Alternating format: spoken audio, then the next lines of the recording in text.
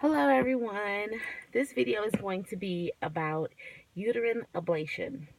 Someone asked me a question, and they're kind of in between whether they're going to go ahead and try uterine ablation first or go ahead and move forward with a hysterectomy for their female issues, and they do have fibroid tumors also. So this is going to be my personal opinion, my personal experience with uterine ablation. I did have it. I had something called the Nova Shore, which is a brand, I guess, of uterine ablation. I don't know whether it's the tools, whether it's a kit. The doctor can go with different companies for this uterine ablation kit or whatever, but I had the type called Nova Shore. So basically, a balloon type item, a deflated balloon, is pushed into your cervix and into your uterus, through your cervix and into your uterus. The balloon is inflated or enlarged, and it takes the shape of the inside of your uterus.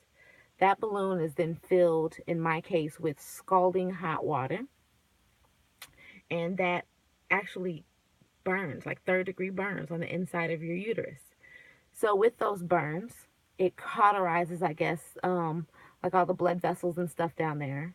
And once the scar tissue grows, your uterus, for the most part, can't bleed anymore.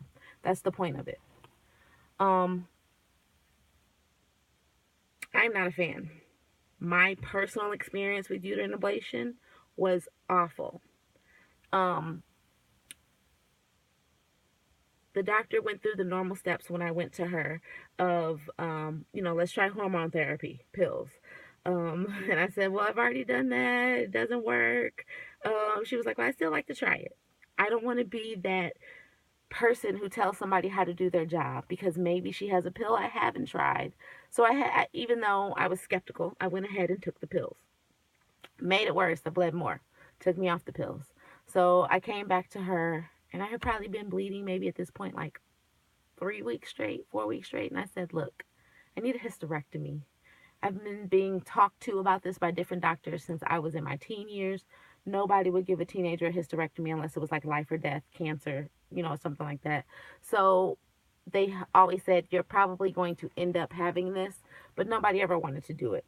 I always knew I wanted one more child anyway, because I thought I'd get married and I want to have this child with my husband. Um, so did the pills, didn't work.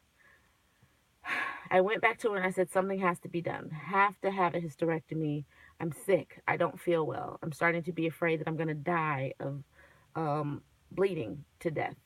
My heart doesn't feel good. I don't feel like getting out of the bed. I go to work and I go to bed as soon as I get off work.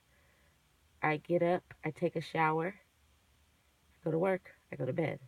That's all my family knew of me at that point. So I definitely wanted to do something different. So she said, okay, no, you want a hysterectomy. I really think you should try this uterine ablation. You're young. I really don't want to go, gutting you if I don't have to. Like, she really is the type of doctor who tries to keep her patients with their uterus. She doesn't like to just cut it out just because it's the easiest way, one and done. So I was skeptical, but I went ahead once again and let her do her job. She sees clients, patients every day. She wouldn't recommend something if she didn't think it might work. It didn't work. I wasn't bleeding when I went in there for the uterine ablation. I bled every day up until my hysterectomy a month later after I had that ablation. I had pain I had never had before. I bled worse. I had large blood clots. I was weak. I felt faint. Um,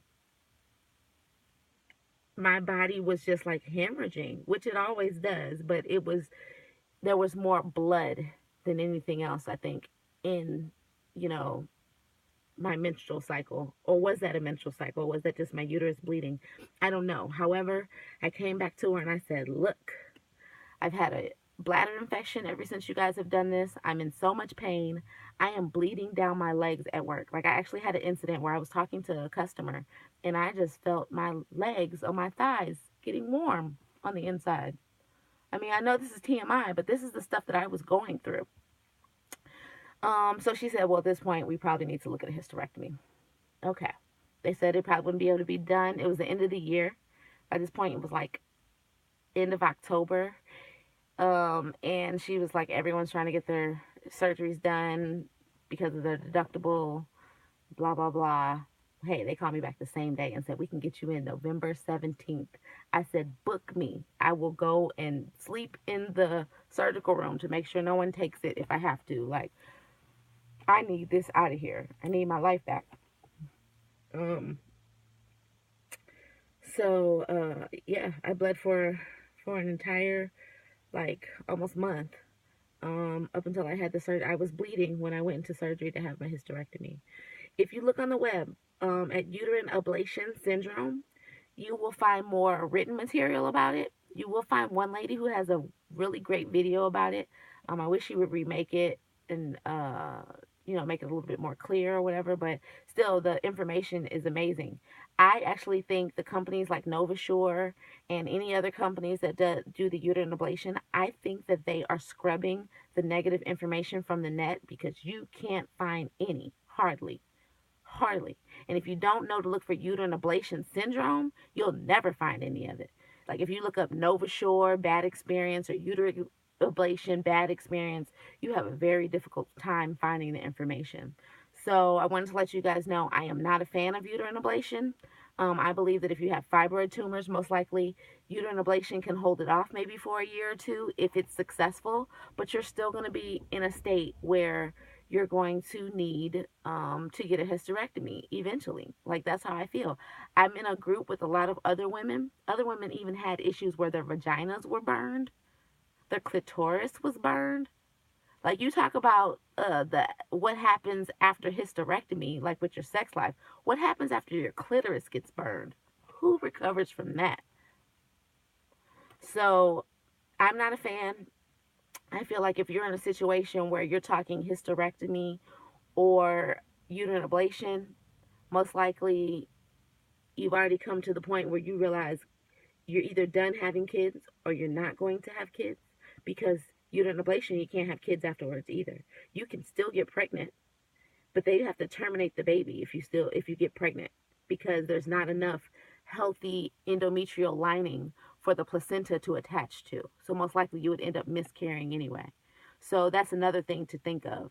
You'll still possibly get pregnant and then you have to choose to terminate, or if it's against your religion, then you have to choose to miscarry. I, I don't want to get pregnant anymore. If I'm to the point where I have to make that decision, I don't want to have to make that decision. You know, won't give my personal views on that, but I don't want to be put in a situation to make that decision. So I'm not a fan. My personal experience, I don't even know if I'm a fan of keeping your ovaries anymore because these things got like 2 rotten eggs in me or something. I don't know what it is. But please rate, comment, subscribe, share. A lot of people watch my videos. Not a lot of people subscribe to me. I'm really nice. I know I'm kind of lacking on the videos sometimes, but subscribe. Get to know me. You might like me. See you guys later. Bye.